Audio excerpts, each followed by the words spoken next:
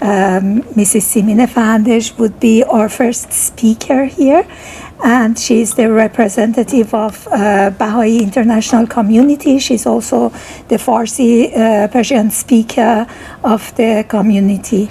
So she's going to talk on the situation of Baha'is in Iran. And Mrs. Fahandej, you have the floor. Thank you. Thank you very much. So unfortunately, 1 year has passed, and we've gathered again here this year to speak about the situation of human rights in Iran. And I think, like every year, we hope that we won't be here next year to to talk about this issue. One of the most obvious forms of persecution in Iran is the treatment of religious minorities. I won't get into too much detail about other forms of persecution, which really involves many different groups in Iran, but rather focus on religious minorities. And this persecution can be seen in both law and practice. And actually, a central policy of this discrimination was set in the Iranian constitution, which was adopted during the early days of the revolution in December 1979. Article 13 of the constitution states the following: Zoroastrian, Jewish, and Christian Iranians are considered the only recognized religious minorities. They may exercise their religious ceremonies within the limits of the law. They are free to exercise matters of personal status and religious education, and they follow their own rituals. Although these religions are recognized in the constitution, Iranian law often places vague conditions on freedoms that it guarantees, such as within the limits of the law. And because of this, the authorities have imposed in practice many limits to the rights of religious minorities to exercise their religion. For example, conversion to any of the recognized or non-recognized religions is counted as apostasy and may be punishable by death. Individuals belonging to religious minorities get regularly harassed and discriminated against. Their homes are raided. They face restrictions on the right to association and peaceful assembly, and are subjected to threats, detention, and imprisonments. And surprisingly, this persecution also extends to Muslim minorities, such as Sunnis, as well as Shia clerics, who choose to take a different stance than the government regarding the issue of human rights. Then on the other hand, we have non-recognized religious minorities who, not being officially mentioned in the constitution, are not considered equal before the law and could essentially be seen as judicial non-persons. And this includes the Baha'is and the Baha'i community in Iran, who have faced systematic persecution since the beginning of the revolution. And in those early days, in the 1970s and 1980s, over 200 Baha'is were executed, hundreds more were imprisoned and tortured. Baha'i students were expelled from the country's universities, and Baha'i professors and lecturers dismissed from their positions only because they were Baha'is. In 1980, the government began to dismiss Baha'is from the public sector employment. Thousands were fired from their jobs in public education, government offices, hospitals, and other government institutions. And before being fired, many were asked to convert to Islam and were subsequently dismissed for, quote, having beliefs contrary to Islam, after they refused to recant their faith. The ban on Baha'is in the public sector became official in 1981. This prohibition against public employment remains in force today.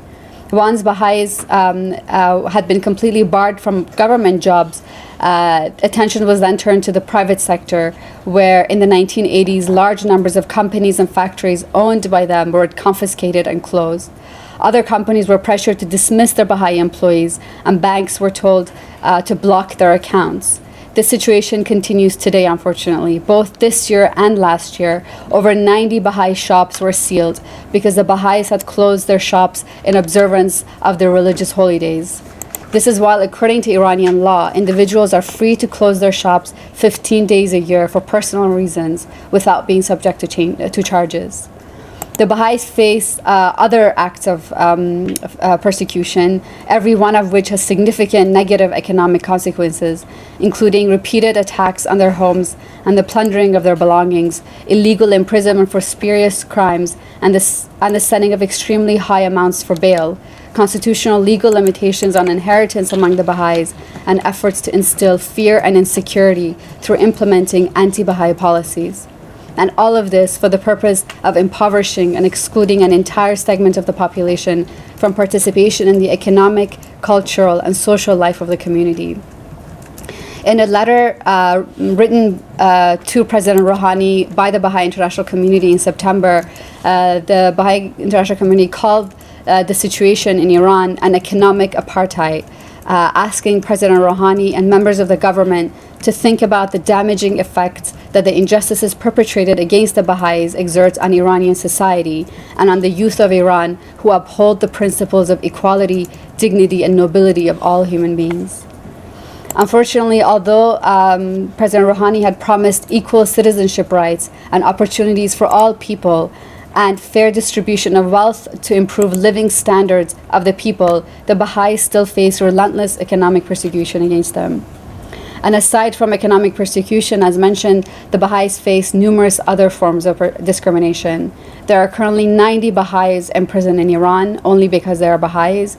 Young Baha'is are deprived of the right to higher education. They are expelled from universities. They're either not admitted to universities, or if they're admitted, they are expelled as soon as it becomes known that they are Baha'is. And this really takes them the opportunity away from them to both develop their capacities and to contribute to the betterment of Iranian society. Throughout the years, and regardless of the intensity of the persecution against the Baha'is, what has always been clear is that the Baha'is dearly love their country. They try to contribute to the building of a progressive and dynamic society. They believe in the oneness of humanity and the oneness of religion. They regard the fostering of unity to be their moral duty, and despite the severe oppression they endure, they hold no hostility towards any authority or individual. They aim to educate their children so that with reliance on spiritual and material resources, future generations will be enabled to dedicate their lives to the service of humankind and their country. What is urgently needed from the government of Iran is that they create an environment in which the experience of the Baha'i community, as well as other groups and individuals, be used for the progress and advancement of the country. Thank you.